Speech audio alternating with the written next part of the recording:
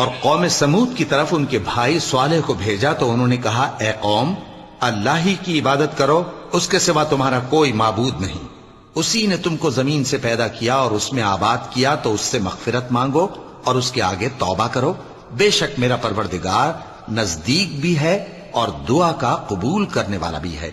انہوں نے کہا کہ صالح، اس سے پہلے ہم تم سے کئی طرح کی امیدیں رکھتے تھے، اب وہ منقطع ہو گئی۔ کیا تم ہم کو ان چیزوں سے منع کرتے ہو جن کو ہمارے بزرگ پوجتے آئے ہیں؟ اور جس بات کی طرف تم ہمیں بلاتے ہو اس کی طرف سے ہم بڑے بھاری شک میں ہیں۔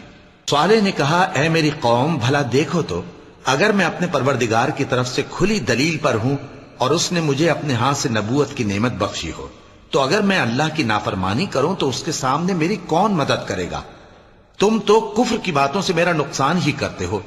اور یہ بھی کہا کہ اے قوم، یہ اللہ کی اونٹنی تمہارے